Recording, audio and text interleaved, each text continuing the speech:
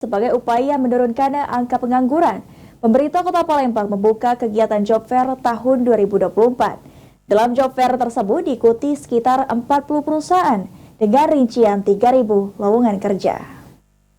Kementerian Ketenagakerjaan Republik Indonesia sebagai upaya menurunkan angka pengangguran, pada Senin 24 Juni 2024, pemerintah Kota Palembang membuka kegiatan Job Fair tahun 2024 dengan bersinergi bersama berbagai stakeholder terkait di Golden Sriwijaya Building, Palembang. Dalam kesempatan tersebut, Sekda Kota Palembang Ratu Dewa mengatakan, Job Fair ini diikuti sekitar 40 perusahaan dengan sekitar 3.000 lowongan kerja.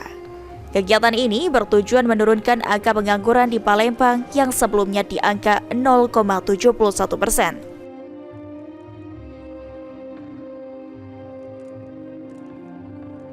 Selain Job Fair, pada kesempatan ini juga disediakan 23 pelayanan jemput bola dari OPD terkait, seperti pelayanan pembuatan KTP, KIS, KK, dan lainnya untuk mempermudah para pencari kerja.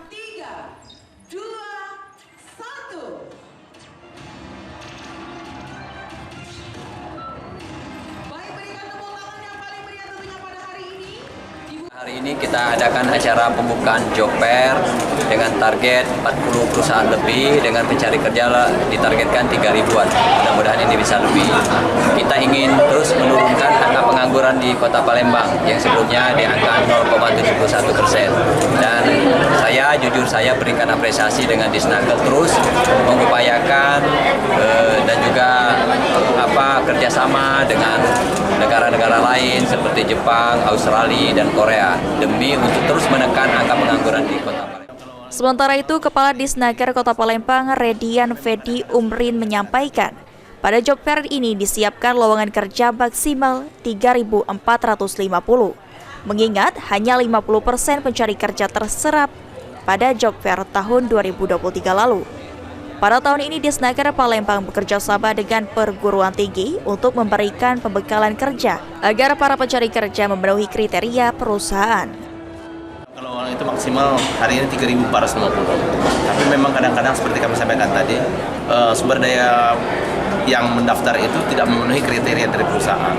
Tetapi kami terus melakukan upaya-upaya peningkatan SDM kita.